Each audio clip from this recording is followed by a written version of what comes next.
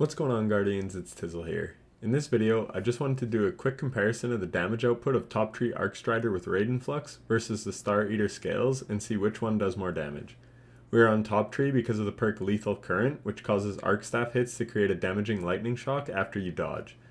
Overall, this will increase our Arc Staff damage, making it better than Middle Tree. Middle Tree can get a big buff when you block projectiles, but that is far too situational for boss DPS. We have on Raiden Flux, which increases Arc Staff damage, output, and duration.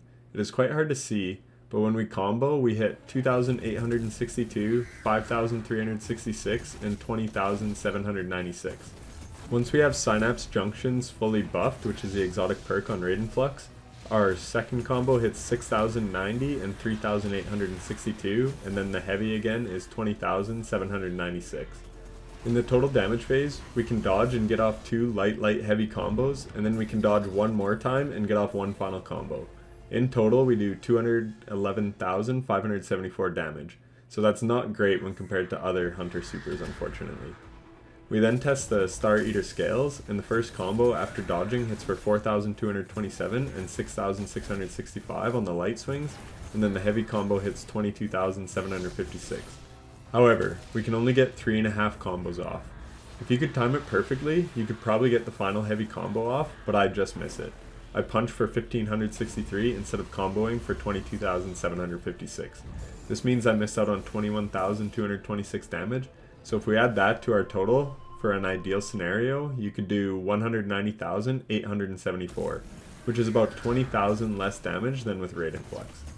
If you were curious what Top Tree looks like without an exotic, here it is. I only dodge at the start so we can see the buff damage and the damage with no lethal current buff. We hit for 4,166 and 2,642 on the light attacks, and then 14,223 on the heavy.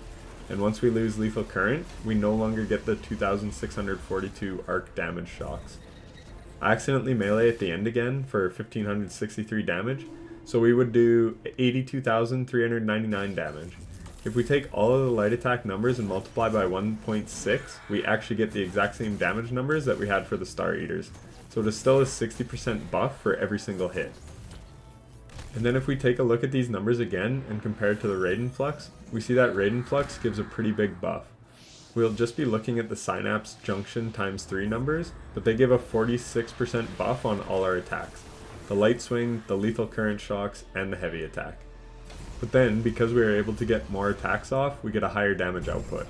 I did not show you all the math here, but you can trust it is correct. I checked it all over very closely.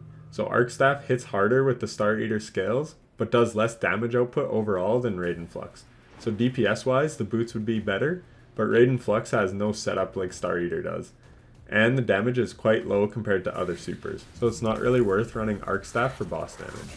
As for Middle Tree and Bottom Tree Arc Staff, we confirm that they do less damage output in the background gameplay. I hope this video helped you out, and if it did, a like would be greatly appreciated. Take care.